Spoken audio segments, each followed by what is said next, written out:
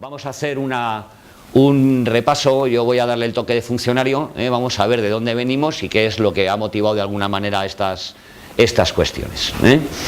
El primer experimento de hacer esto a nivel de la Unión Europea fue un proyecto que se llamó Corine, que se puso en marcha en el año 85, presentó los primeros resultados en el año 89 y se dividió en una cosa que se llamaba Corine Agua, Corine Aire, Corine Ocupación del Suelo, Corine Landcover, ¿os suena? Corine Landcover, que es el único que sobrevive de todos los programas de Corine, ¿no?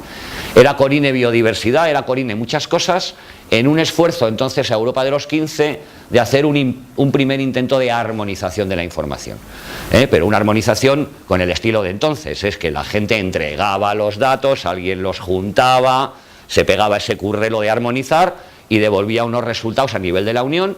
Y bueno, pues fue una primera aproximación a ver que el problema era muy grande, era muy complicado crear unas instrucciones de suministro de información, de mismos modelos de datos, de misma calidad de los datos, que cuando uno da un dato de contaminación por óxidos de nitrógeno en Gran Bretaña, esa contaminación de óxidos de nitrógeno que se da en Bilbao, pues que fueran comparables, ¿no? Todo esto es lo que de alguna manera ha llevado a una evolución posterior a desarrollar realmente estándares.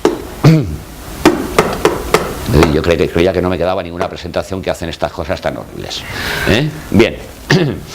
Bueno, lo de siempre, política de acceso a los datos variable, inconsistencia con otros datos, las actualizaciones váyase a saber, falta de perspectivas, bueno, pues en fin, lo de toda la vida, ¿no?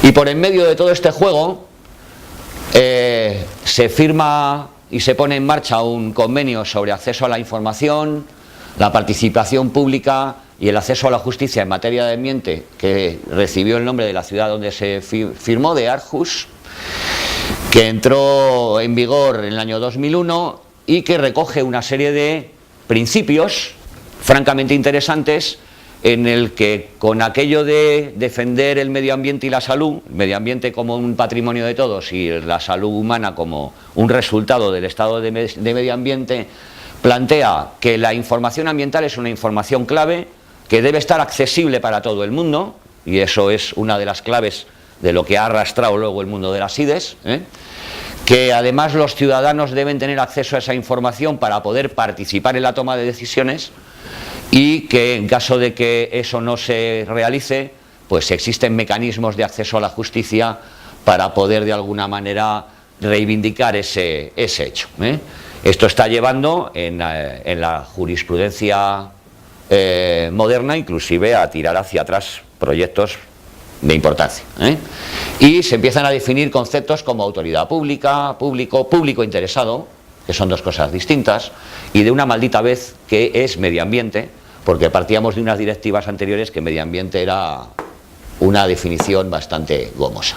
Esto se transformó a nivel de la Unión en dos directivas, una directiva dedicada al acceso público a la información ambiental y otra dedicada a la participación pública en planes y programas. Y no prosperó la tercera pata del convenio de Aarhus, que sería el acceso a la justicia, por el bloqueo de países como Gran Bretaña, que dijo que a mis jueces ni los tocas. Con lo cual eso, bueno, pues a nivel de la Unión quedó ahí. Y a nivel español, como siempre transponemos tarde, mal y nunca, pues el borrador que tenía preparado el gobierno de entonces el PP, cuando empezó a gobernar el PSOE, lo tiró a la basura y volvió a empezar. El resultado final fue esta ley, que vuelve de nuevo a juntar el espíritu original del convenio de Aarhus y se salta las dos directivas, yendo a una ley que vuelve de alguna manera a transponer todo el convenio, inclusive un poquito más allá. Estaba Cristina Narbona de ministra y había que ser muy chachi, muy moderno, y es una ley francamente avanzada, muy difícil de cumplir, y de hecho es un reto para las autoridades ambientales estar a la altura de las exigencias de esta ley. Todo este material lo tenéis en la carpeta de legislación, en los PDFs correspondientes. También a tener en cuenta una directiva de mucho peso en la Unión Europea, que es la de reutilización de la información en el sector público, porque lo que no podía ser es que cuando Bruselas le pedía a los Estados miembros datos, los Estados miembros le decían que, bueno, y pues cómpralos. Pues evidentemente Bruselas fue el primero que dijo hasta ahí podíamos llegar.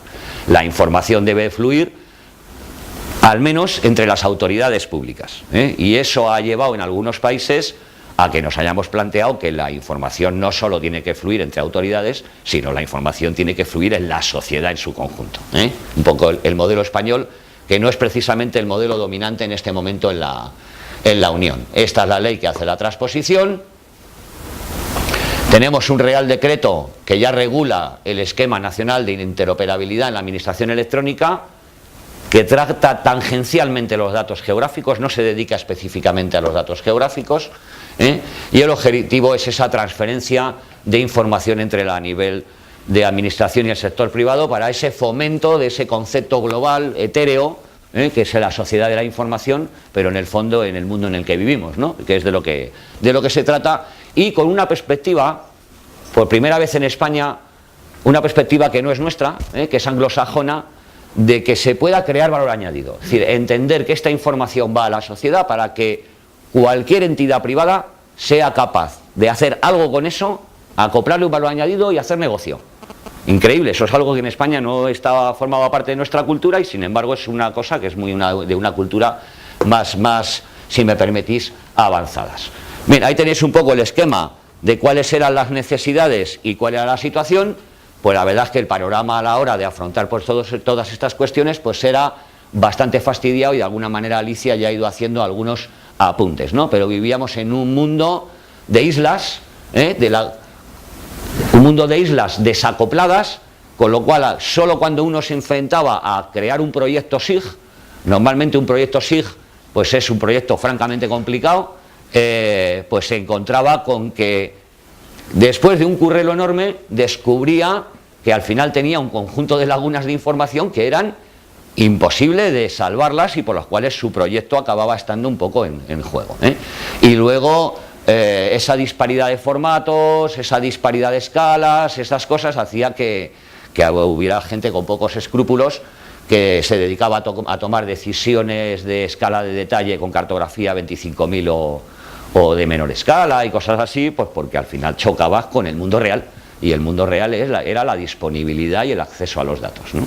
Muchas veces los datos guardados en el armario de algún funcionario. Mi trabajo los primeros años de sistema de información consistió en dinamitar reinos de taifas, de mis queridísimos compañeros, claro. Vale, todo esto se ha plasmado al final en una directiva que lo pronunciaremos de 40 maneras diferentes. Unos dicen inspire, otros decimos inspire. Perdón, esto ya depende de dónde lo has mamado, pues lo dices de una manera o lo dices de otra. A tener en cuenta que es una directiva marco. Una directiva marco es algo que va a generar cantidad de normativa, ¿eh? Es el gran paraguas, el gran mamotreto, ¿eh? Os recomiendo encarecidamente que leáis el preámbulo, porque es un preámbulo hasta poético, filosofía, tiene mucha filosofía, una carga de filosofía muy bonita. No leáis por favor el articulado, ni se os ocurra, salvo que no tengáis una noche con qué dormir. Artículo 3 y habéis caído fijo, ¿eh? Pero es francamente interesante. Organiza un marco jurídico, ¿vale?, para el establecimiento de una infraestructura de datos a nivel de la Unión, y está planteando esa infraestructura pues para poner de acuerdo a todos los actores dentro de la Unión. Y ya estamos hablando de 27 países, es decir, no estamos hablando de un juguete, y en el caso de España estamos hablando además de un Estado descentralizado, como en otros sitios, con lo cual, bueno, pues la cantidad de gente involucrada en la puesta en marcha de esto es algo formidable, ¿eh? Y de alguna manera, por hacer un símil, pues estamos creando, aunque es de datos, por lo tanto en la nube y no se toca, estamos creando la red de autopistas o de autovías de la Unión Europea en este concepto, ¿eh? Entonces, de alguna manera, evidentemente esto no se construye en 2 días, y este taller no os va a hacer ingenieros de caminos de esa infraestructura, evidentemente, ¿eh? Pues, ¿qué pasa? Pues que no hay una carrera, no hay una formación que cubra este ámbito, afortunadamente, porque así no se come este negocio nadie, y participamos muchos de ellos, porque pues hacen falta ingenieros geodestas, hacen falta informáticos, hacen falta gente que conozca los datos, hace falta gente experto en documentar los datos, en hacer metadatos, hace falta gente en muchas cosas, y eso está creando equipos multidisciplinares muy interesantes, muy mixtos, muy variados, dependiendo de en qué negocio estamos hablando, pues la historia lo está liderando más o menos los institutos cartográficos, en algún caso traicionando a la propia gente de su comunidad autónoma. Ejemplos hay de todos, pero en general, bueno, pues hay un intento de hacer ese proceso de reparto de competencias como ha marcado Alicia, ¿no? Es decir, el Instituto Cartográfico no tiene que ser el responsable de los datos, yo monto la estructura y el paraguas, y son los proveedores de datos que por fin se enteran que su información es interesante para la sociedad, por fin, que esto en muchos departamentos de según de qué consejerías estamos hablando, es la primera noticia que tienen, bueno, pues van poco a poco, tímidamente, acercándose un poco a este mundo, porque la componente geográfica ya sabéis que es una componente abandonada en muchos ámbitos de negocio de nuestras administraciones, porque como no es aquella asignatura que hay en cuarto o en quinto de carrera, ¿no?, sino que directamente esa asignatura no existió, pues a la gente no se le ocurre que sus cosas, sus actuaciones, su negocio de alguna manera transcurre en un lugar determinado, en un momento determinado.